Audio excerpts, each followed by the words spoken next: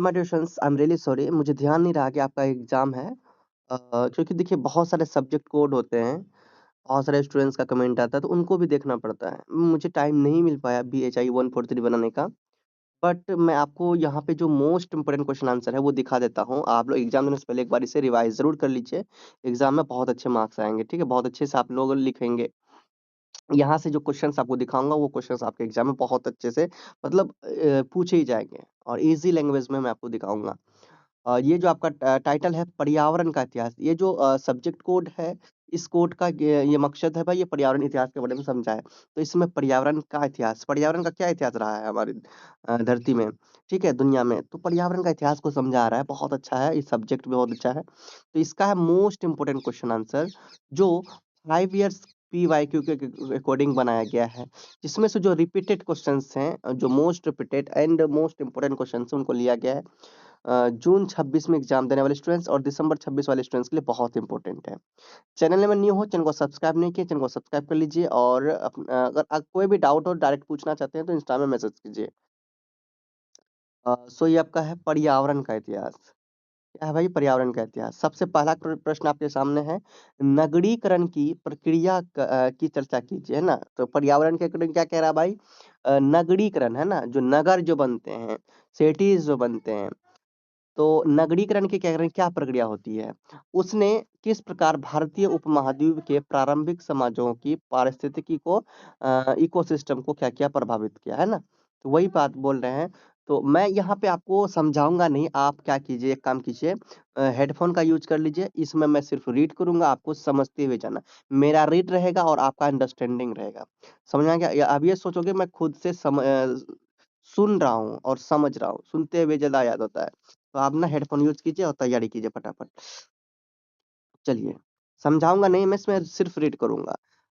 ये पीडीएफ आप लोग को परचेज़ कर लेना है व्हाट्सएप से एग्ज़ाम देने से 10 मिनट, 15 मिनट, 1 घंटा पहले भी देखेंगे, बहुत अच्छा रिज़ल्ट मिलेगा आपको। तो नगरीकरण जो है कि वह प्रक्रिया है जिसमें गाँव से लोग शहरियों कर कहाँ शहरों की ओर क्या करते हैं, जाने लगते हैं, बसने लगते हैं और शहर अधिक सामाजिक तथा सांस्कृतिक गतिविधियों के केंद्र बन जाते हैं। भारतीय उपमहाद्वीप में नगरीकरण की जो शुरुआत बहुत ही प्राचीन है, जिसका प्रमुख उदाहरण सिंधु घाटी सभ्यता यानी कि हड़प्पा सभ्यता है ना? तो ये सबसे पहले भाई हड़प्पा सभ्यता स्टार्ट प्राचीन समय से ही ये ऐसा सिस्टम होते रहा है और हड़प्पा सभ्यता इसका बहुत अच्छा उदाहरण है। यह सुव्यवस्थित नगर बना, सड़कों का जाल और जल निकासी प्रणाली और व्यापारिक केंद्र यहाँ पर विकसित हुए थे। बाद में महाजनपद काल और मौर्य काल में भी नगरों का क्या हुआ विकास हुआ, विस्तार हुआ। नगरीकरण ने प्रारंभिक समाजों की पारिस्थितिकी पर गहरा प्रभाव डाला।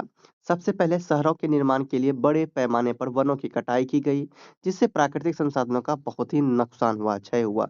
लकड़ी, पत्थर और अन्य निर्माण सामग्री बढ़ती मांग ने पर्यावरण पर बहुत दबाव डाला। इसके अलावा कृषि उत्पादन को बढ़ाने के लिए भूमि का अधिक उपयोग किया गया, जिससे भूमि की क्या कहते हैं उर्वरता पर असर पड़ा। दूसरा, नगरों में जनसंख्या की वृद्धि से जल संसाधनों पर दबाव बढ़ा। नदियों और तालाबों का अधिक दोहन हुआ, जिससे जल स्तर में भी बहुत गिरावट आई, है ना? जल निकासी और स्वच्छता की समस्या भी उत्पन्न हुई, जिससे प्रदूषण बढ़ा। तीसरा, व्यापार और उद्योगों के विकास ने पारिस्थितिकी को प्रभावित किया। धातु उद्योग, कुम्हारी और वस्त्र निर्माण जैसी गतिविधियां के लिए प्राकृतिक संसाधनों का अत्यधिक उपयोग हुआ, जिससे पर्यावरण संतुलन बिगड़ा। ठीक है? सो ये है आपका कहानी। क्वेश्चन नंबर 2 देखते हैं। क्वेश्चन नंबर 2 है भारतीय उपमहाद्वीप में 18वीं से 19वीं शताब्दियों की स्वदेशी संरक्षण पद्धतियों की क्या कीजिए स्टूडेंट्स चर्चा कीजिए। चलिए क्वेश्चन पढ़ लिए हम लोगों ने, फिर से एक बार पढ़ें। भारतीय उपमहाद्वीप में 18वीं से 19वीं शताब्दियों की स्वदेशी संरक्षण पद्धतियों की चर्चा कीजिए। आंसर है 18वीं से 19वीं शताब्दी में भारतीय उपमहाद्वीप में स्वदेशी संरक्षण पद्धतियां स्थानीय समुदायों की जीवन शैली, परंपराओं और धार्मिक विश्वासों से गहराई से जुड़ी थी। ये पद्धतियां प्रकृति के साथ संतुलन बनाए रखने पर आधारित थी। सबसे प्रमुख उदाहरण पवित्र उपवन है, जहां पेड़ों और वन्य जीवों को धार्मिक दृष्टि से संरक्षित किया जाता था। इन क्षेत्रों में पेड़ों की कटाई या फिर शिकार करना वर्जित माना जाता था। इसी प्रकार कई समुदायों में नदियों, तालाबों और कुओं को पवित्र मानकर उनकी स्वच्छता और संरक्षण पर विशेष ध्यान दिया जाता था। राजस्थान के बिश्नोई समुदाय ने पर्यावरण संरक्षण का अनूठा उदाहरण प्रस्तुत किया। वे पेड़ों और वन्यजीवों की रक्षा को अपने धर्म का हिस्सा मानते थे। 1730 में खेजरली आंदोलन में अमृता देवी और सैकड़ों लोगों ने पेड़ों को बचाने के लिए अपने प्राण न्यौछावर कर दिए। वाह!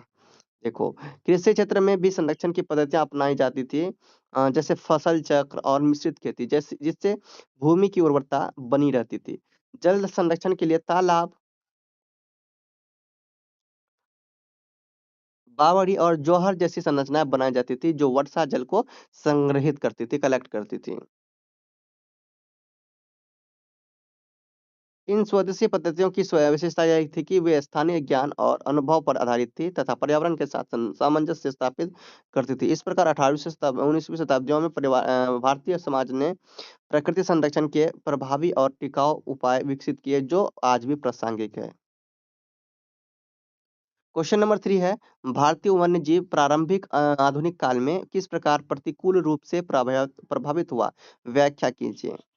प्रारंभिक आधुनिक काल में भारतीय वन्यजीव अनेक कारणों से प्रतिकूल रूप से प्रभावित हुआ। इस काल में राजनीतिक विस्तार, आर्थिक गतिविधि और मानव हस्तक्षेप में वृद्धि के कारण प्राकृतिक संतुलन पर गहरा असर पड़ा। सबसे प्रमुख कारण वनों की कटाई, कृषि के विस्तार और नई बस्तियों की स्थापना के लिए बड़े पैमाने पर जंगलों को काटा गया, साफ किया गया। इससे वन्यजीवों के प्राकृतिक आवास नष्ट हो गए, रहने का जगह खत्म हो गया वन्यजीव का। उनकी संख्या में गिरावट आ गई, इसी वजह से शिकार किए भी वन्यजीव पर गंभीर प्रभाव डालने का कारक था। मुगल शासकों और स्थानीय राजाओं के लिए शिकार एक मनोरंजन और शक्ति प्रदर्शन का माध्यम था। इसलिए बड़े-बड़े पैमाने पर शिकार के कारण कई प्रजातियां संकट में पड़ गई थी। बताओ कितना कैसा है पर्यावरण का इतिहास हमारा। इसके अतिरिक्त व्यापार और शिल्प उद्योगों के विकास ने भी प्राकृतिक संसाधनों के दोहन को बढ़ावा दिया। हाथी दांत, खाल अन्य अन्य वन्य उत्पादों की मांग बढ़ने से जानवरों का शिकार बढ़ा। वन क्षेत्रों में खनन और लकड़ी की बढ़ती मांग ने भी पर्यावरण को नुकसान पहुंचाया। जलवायु और पर्यावरणीय परिवर्तन भी एक कारण थे। नदियों के मार्ग में परिवर्तन और सूखा जैसी प्राकृतिक घटनाओं ने वन्यजीव को प्रभावित किया। साथ ही मानव वन्यजीव संघर्ष बढ़ने लगे, क्योंकि जानवरों के आवास कम होते गए और वे मानव बस्तियों की ओर आने लगे। ठीक है, तो क्वेश्चन नंबर 4 देखते हैं। लास्ट पॉइंट कोई खास नहीं है, इसीलिए मैं नहीं नहीं पढ़ रहा। क्वेश्चन नंबर 4 है, औपनिवेशिक काल में कौन-सा काल ऐसा औपनिवेशिक काल समझते हो? ये ऐसा काल जिस समय दूसरे देश के शक्तिशाली देश, है ना? शक्तिशाली लोग, शक्तिशाली देश कमज़ोर देश पर आक्रमण करके वहाँ के संसाधन, वहाँ के लगभग हर चीज़ों में, है ना? वहाँ के लोगों पर कंट्रोल और वहाँ पे लोगों पर क्या कहते हैं, हस्तक्षेप किया, ठीक है? और क्या कहते हैं, कब्ज़ा किया। तो वो कब्ज़ा करने की इस विधि को औपनिवेशिक कहते हैं। तो औपनिवेशिक काल वैसा काल होता है जब मतलब ये समझ जाओ ना, हमारे ही भारत की अगर बात करें, तो यहाँ पे भी हमारे भारत में ब्रिटिश शासन जब हुआ तो वो औपनिवेशिक कारण से ही हुआ। और भी कई देश में ऐसे हो रहे थे, है ना? हो रहे थे। तो ये भी क्या है, औपनिवेशिक काल। समझ में आ गया? जो जहाँ जहाँ क्या होता था जिस काल में कि एक जगह से दूसरी जगह जाते थे, मतलब जो शक्तिशाली देश थे दूसरे कमज़ोर देश में आक्रमण करके, कब्ज़ा करके वहाँ पर उनका सब चीज़ लूट लेता था। ठीक? इस तरह से। तो इस काल में वनस्पति विज्ञान का एक सामाजिक विज्ञान के रूप में उदय की चर्चा की। चलिए समझते हैं। यह काल 18वीं से 19वीं शताब्दी माना जाता है। औपनिवेशिक काल वनस्पति विज्ञान का विकास केवल एक वैज्ञानिक अनुशासन के रूप में नहीं, बल्कि साम्राज्यवादी हितों की पूर्ति करने वाले विज्ञान के रूप में हुआ। यूरोपीय शक्तियाँ, है ना? ये औपनिवेशक जो थे ना, वो सबसे पहले समझ लो कि यूरोपीय लोग थे जो बहुत शक्तिशाली थे। विशेषकर ब्रिटिश शासन, है ना? मैंने जैसा बताया था, ने भारत की वनस्पतियों का क्या किया था, अध्ययन किया, है ना? मतलब कि बहुत ज़्यादा ये इन्होंने सबसे अध्ययन किया और आर्थिक लाभ और संसाधनों के दोहन से ये मतलब पहले देखा कि यहाँ क्या-क्या है, यहाँ के संसाधन में बैठो बेटा, बैठो, बैठो, लड़ाई मत करो।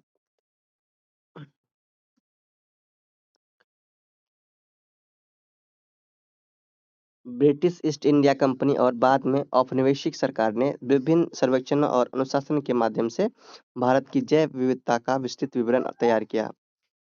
वनस्पति वैज्ञानिकों ने औषधीय पौधों, मसालों, लकड़ी और अन्य उपयोगी वनस्पति की पहचान और वर्गीकरण किया। इस प्रक्रिया में वैज्ञानिक विज्ञान अरे मत करो ऐसा। वैज्ञानिक विज्ञान को स्थानीय पारंपरिक ज्ञान से अलग करके औपनिवेशिक नियंत्रण में लाया गया। वनस्पति विज्ञान का उपयोग साम्राज्य के आर्थिक विस्तार के लिए किया गया। चाय, कॉफी, नील और रबर जैसी नकदी फसलों की खेती बढ़ावा दिया गया। इसके लिए बड़े पैगान स्थापित किए गए, जिससे पारंपरिक कृषि व्यवस्था और स्थानीय परिस्थिति प्रभावित हुई। इसके अतिरिक्त वन प्रबंधन की नई नीतियां लागू की गई, जिनके तहत जंगलों को राज्य के नियंत्रण में लाया गया। इससे स्थानीय समुदायों के पारंपरिक अधिकार सीमित हो गए। क्वेश्चन नंबर 4 कंप्लीट होता है। क्वेश्चन नंबर 5 देखते हैं। पारिस्थितिकी और पर्यावरण के संरक्षण के लिए चलाए गए सामाजिक आंदोलनों पर क्या कीजिए, टिप्पणी कीजिए।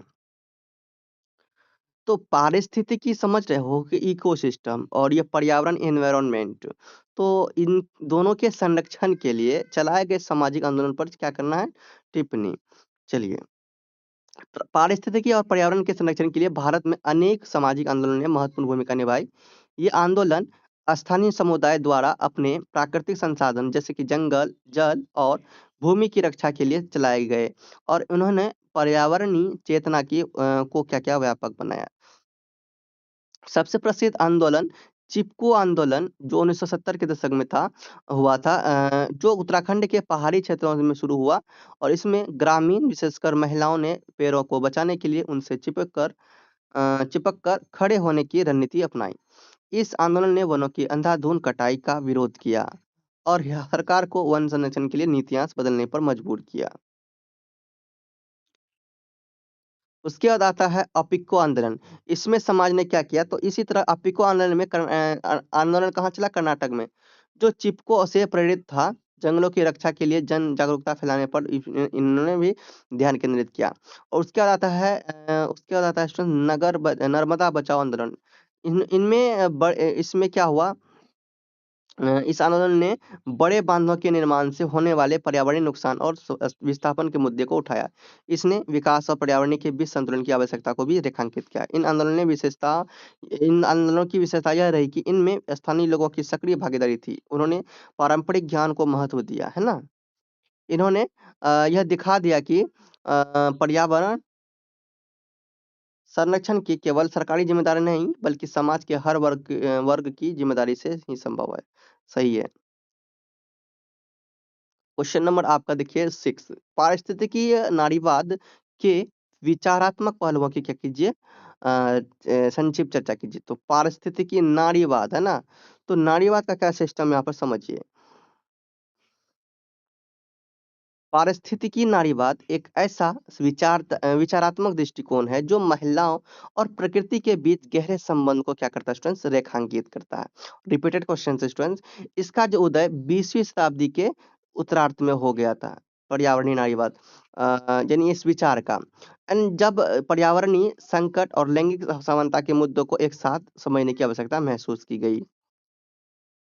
इस विचारधारा के अनुसार जिस प्रकार पितृसत्तात्मक समाज में महिलाओं का शोषण होता है, उसी प्रकार प्रकृति का भी दोहन किया जाता है। इसलिए महिलाओं के उत्पीड़न और पर्यावरण विनाश के बीच एक समानता देखी जाती है। पारिस्थितिकी नारीवाद मानता है कि दोनों समस्या की जड़ एक ही है, सत्ता और नियंत्रण और प्रभुत्व की मानसिकता।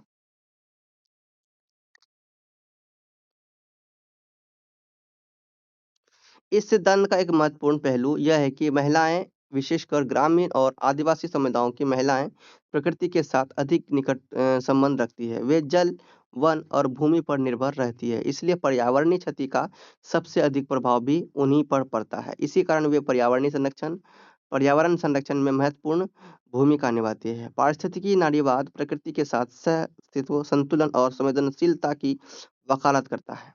यह विकास ऐसे मॉडल का समर्थन करता है जो शोषण के बजाय संरक्षण और समानता पर आधारित है।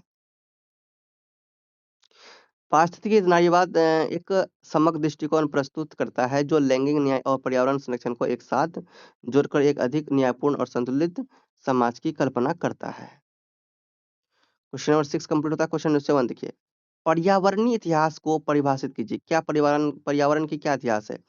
पर्यावरणीय न्याय से भी आपको क्या समझते हैं, इनके बारे में बताना है। चलिए, पर्यावरणीय इतिहास की अगर बात करें तो इतिहास की वह शाखा है जो मनुष्य और प्रकृति के पारस्परिक संबंधों का अध्ययन करती है। तो पर्यावरणीय इतिहास क्या करता है कि मनुष्य और प्रकृति का बीच का संबंध को अध्ययन करता है, संबंधों का अध्ययन करता है। यह समझने का प्रयास करती है कि समय के साथ मानव गतिविधि जैसे कि कृषि, उद्योग, नगरीकरण और उपनिवेशवाद ने पर्यावरण को किस प्रकार प्रभावित किया और बदले में पर्यावरण परिस्थितियों ने मानव समाज, अर्थव्यवस्था और संस्कृति को कैसे आकार दिया। इसमें जल, वन, भूमि, जलवायु और जैव विविधता जैसे तत्वों के ऐतिहासिक परिवर्तन और उनके सामाजिक प्रभावों का विश्लेषण किया जाता है। दूसरी ओर पर्यावरणीय न्याय की अगर बात करें तो यह एक सामाजिक और नैतिक अवधारणा है जिसके संबंध पर्यावरण संसाधनों के समान वितरण और पर्यावरणीय हानि के न्यायपूर्ण वहन से, मतलब कि पर्यावरण का ऐसा उपयोग किया जाए ना जिनसे हानि ना हो। तो ये देखा गया पर्यावरणीय न्याय में। इसका मुख्य उद्देश्य यह सुनिश्चित करना है कि किसी भी समाज के कमजोर या फिर हाशिए पर रहने वाले वर्ग जैसे गरीब, आदिवासी, अल्पसंख्यक पर पर्यावरणीय प्रदूषण या फिर संसाधनों के दोहन पर असर ना पड़े या फिर बोझ ना पड़े, है ना? आसमान पर ना पड़े, असमान पर ना पड़े, ठीक है? उसके बाद पर्यावरणीय न्याय यह भी मांग करता है कि सभी लोगों को स्वच्छ जल, शुद्ध वायु और सुरक्षित वातावरण का समान अधिकार मिले। साथ ही नीति निर्माण और विकास परियोजना की में स्थानीय समुदायों की भागीदारी सुनिश्चित की जाए। शिकारी संग्रहकर्ताओं पर एक लेख लिखिए। शिकारी संग्रहकर्ता का मतलब होता है कि वो जो शिकारी लोग क्या करते हैं, शिकार कर करके कलेक्ट करते हैं जानवरों को, है ना? चलो, शिकारी संग्रहकर्ता मानव समाज के सबसे प्राचीन रूपों में से एक थे, है ना? पहले के समय में लोग सिर्फ शिकारी पर निर्भर करते हैं ना, शिकार करना, उन्हीं को खाना, ये सब। जो मुख्यतः भोजन प्राप्त के लिए शिकार और जंगली वनस्पतियों के संग्रह पर निर्भर करते थे। यह अ, जीवन शैली प्रागैतिहासिक काल से लेकर नवपाषाण क्रांति तक ये चला। आप सोचो उस समय से, मतलब कि बहुत ही पुराने समय से, मतलब पुरापाषाण काल से लेकर नवपाषाण काल तक ये चला। इससे पहले तक प्रमुख रूप से ये प्रचलित था। इन समुदायों का जीवन प्रकृति के साथ गहरे जुड़ा हुआ था। वे छोटे-छोटे समूहों में रहते थे और अपने परिवेश के अनुसार स्थान बदलते रहते थे। इसलिए उन्हें घुमंतू भी बोला जाता था। उनका भोजन मुख्यतः जंगली फल, कंदमूल, बीज, मछली और जानवरों के मांस पर आधारित होता था। वे पत्थर के औजारों का भी उपयोग करता था और शिकार और अन्य कार्यों के लिए करता था। मतलब ये पत्थर के औजारों का उपयोग किसके लिए करता था? शिकार करने के लिए और अन्य कार्यों के लिए। शिकारी संग्रहकर्ता इसकी जो सामाजिक संरचना अपेक्षाकृत सामंतवादी थी। शिकारी संग्रहकर्ता की सामाजिक संरचना अपेक्षाकृत क्या थी स्टूडेंट्स? समानतावादी थी। जहाँ संसाधनों का समान वितरण होता था, का निजी स्वामित्व लगभग नहीं के बराबर था। सहयोग तथा साझेदारी उनके जीवन का महत्वपूर्ण हिस्सा थे। पर्यावरण के साथ उनका संबंध संतुलित था क्योंकि वे प्राकृतिक संसाधनों का सीमित उपयोग करते थे और उन्हें उत्पन्न होने का समय देते थे। इस कारण उनका पारिस्थितिकी पर बहुत नकारात्मक प्रभाव पड़ा। कृषि के विकास के बाद धीरे-धीरे यह जीवन शैली समाप्त होने लगी, लेकिन आज भी कुछ जनजातीय समुदाय इस परंपरा को बनाए हुए हैं। इसी प्रकार संग्रहकर्ता मानव सभ्यता के विकास की एक महत्वपूर्ण कड़ी है। क्वेश्चन नंबर 9 है, भारतीय दर्शन में जल और झीलों के महत्व पर क्या कीजिए? इसमें चर्चा कीजिए। चलिए समझते हैं। भारतीय दर्शन में जल और झीलों को अत्यंत पवित्र और जीवनदायी तत्व माना गया है। जल को पंच महाभूतों में एक प्रमुख स्थान प्राप्त है और इसे सृष्टि के आधार के रूप में देखा जाता है। वैदिक ग्रंथों में जल को जीवन का स्रोत कहा गया, जो शुद्धता, ऊर्जा और पुनर्जन्म का क्या है? प्रतीक है। नदियाँ, सरोवर और झीलें केवल भौतिक संसाधन नहीं बल्कि आध्यात्मिक महत्व भी रखती है। गंगा, यमुना जैसी नदियों के साथ-साथ अनेक झीलों और कुंडों को पवित्र माना जाता है, जहाँ स्नान और पूजा करने से पापों का नाश और आत्मा की शुद्धि मानी जाती है। झीलें अक्सर तीर्थ स्थलों का हिस्सा होती है जैसे पुष्कर सरोवर जिनका धार्मिक और सांस्कृतिक महत्व अत्यधिक है। भारतीय दर्शन में जल को संतुलन और समरसता की प्रतीक भी माना गया है। यह ही सिखाता है कि जीवन में लचीलापन, धैर्य और अनुकूलनशीलता आवश्यक है। झीलें और जलाशय प्राकृतिक परिस्थितियों को संतुलित करने में महत्वपूर्ण भूमिका निभाते हैं। जैसे जल संचयन, जैव विविधता का संरक्षण और जलवायु को नियंत्रित करना। इसके अलावा प्राचीन भारतीय समाज में जल संरक्षण की परंपराएं विकसित थी जैसे तालाब, बावड़ी और कुओं का निर्माण, जो जल के महत्व को दर्शाता है। इस प्रकार भारतीय दर्शन में जल और झीलें न केवल भौतिक जीवन के लिए आवश्यक है बल्कि आध्यात्मिक, सांस्कृतिक और पारिस्थितिक दृष्टि से भी अत्यंत महत्वपूर्ण है। चलिए क्वेश्चन नंबर 10 को देखते हैं। क्वेश्चन नंबर 10 है उपनिवेशवाद व उत्तर उपनिवेशवाद के परिप्रेक्ष्य में भारत में पर्यावरणीय संरक्षण पर क्या कीजिए स्टूडेंट्स लेख लिखिए। चलिए उपनिवेशवाद और उत्तर उपनिवेशवाद के परिप्रेक्ष्य में भारत में पर्यावरणीय संरक्षण की समझ काफी जटिल रही है। औपनिवेशिक काल में ब्रिटिश शासन ने प्राकृतिक संसाधनों को आर्थिक लाभ के स्रोत के रूप में देखा है ना। वनों को राज्य के नियंत्रण में लाकर उनका उपयोग रेलवे, जहाज निर्माण और उद्योगों के लिए किया गया था।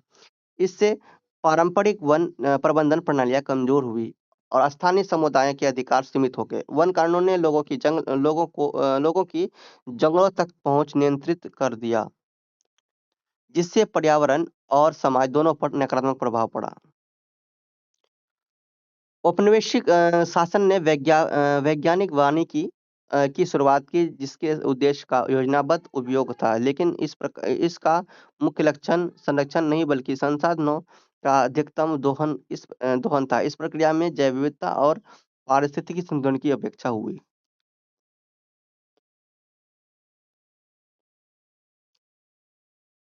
औपनिवेशिक काल में भारत ने पर्यावरण संरक्षण की दिशा में नए प्रयास किए। सरकार ने वन संरक्षण का कानून, राष्ट्रीय उद्यान और अभयारण्यों की स्थापना के साथ की।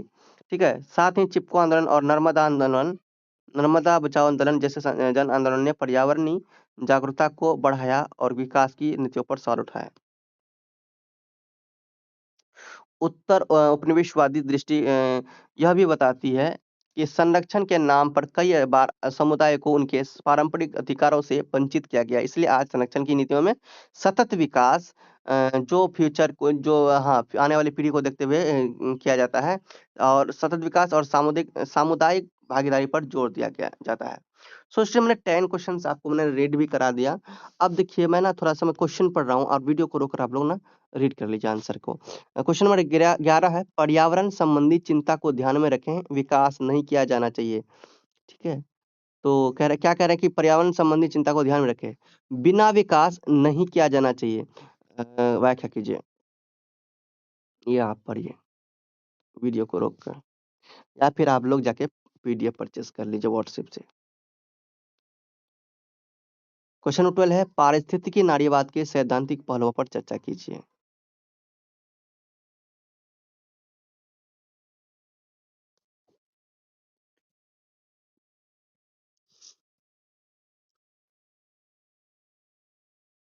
क्वेश्चन नंबर 13 है यूरोपीय उपनिवेशवाद ने भारतीय पर्यावरण को किस प्रकार प्रभावित किया। बहुत तरीके थे प्रभावित करने के, है ना। यहाँ का संसाधन का उपयोग किया, यहाँ के लोगों पर अत्याचार किया, बहुत सारी चीजों का किया। पढ़िए।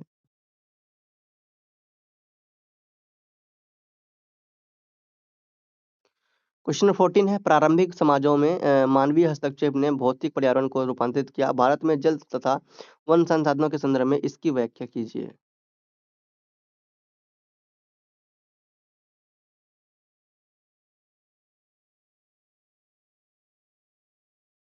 क्वेश्चन नंबर 15 देखिए भारतीय दर्शन में पर्यावरण के महत्व को उजागर करते हुए एक लेख लिखिए।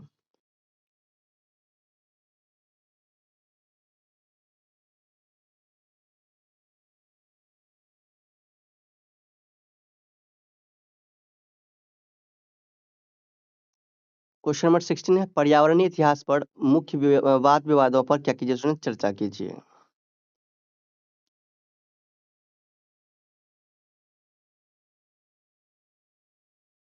17 नंबर में है पर्यावरण के संरक्षण के महत्व पर एक लेख लिखिए।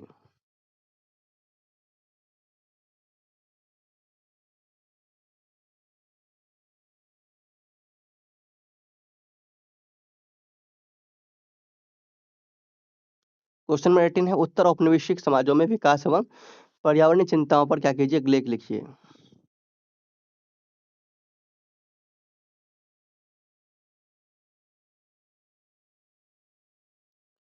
देखिए यहाँ पर 19 नंबर से टिप्पणी आप लोगों को मैंने दिया है, ये टिप्पणी आपके एग्जाम में जरूर पूछे जाते हैं।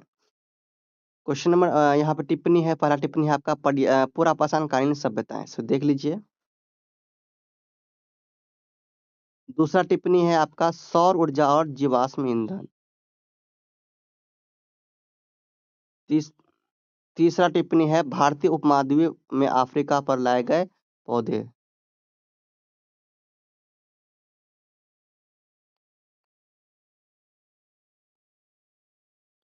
फोर नंबर में मध्यकाल में प्राकृतिक आपदाएं।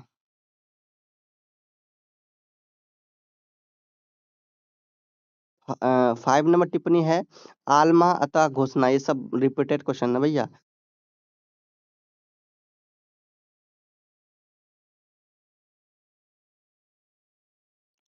हरित शांति, ठीक है, ये सब बहुत इंपॉर्टेंट क्वेश्चन है, हरित शांति या ग्रीन पीस आंदोलन।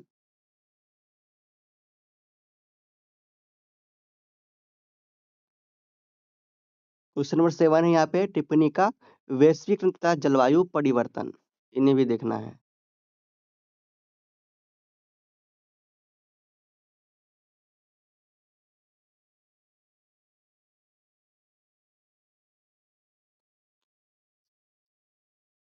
क्वेश्चन नंबर आपका 9 है, यहाँ पे टिप्पणी का जलवायु परिवर्तन व मानव विकास, मानव प्रवास। 10 है आपका मध्यकालीन भारत में वनस्पति और जीव।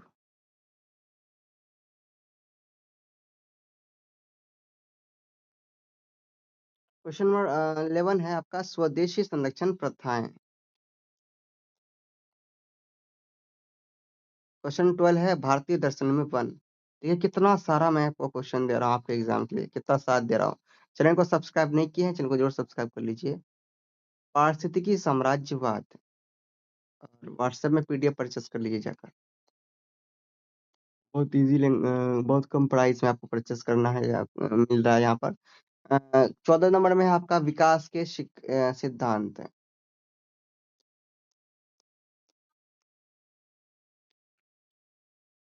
15 में है क्या है, वैश्वीकरण व पर्यावरण।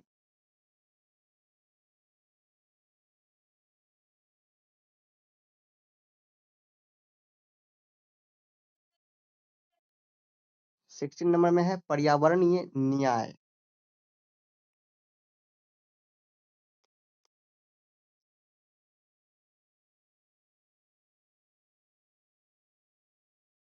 17 नंबर में मैंने आपको दिया है घुमंतु समुदाय।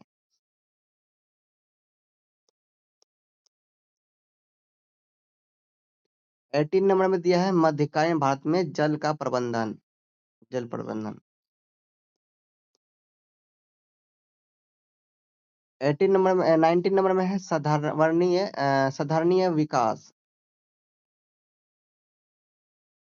और लास्ट है ये आपका पारिस्थितिकी नारीवाद, 30 नंबर में।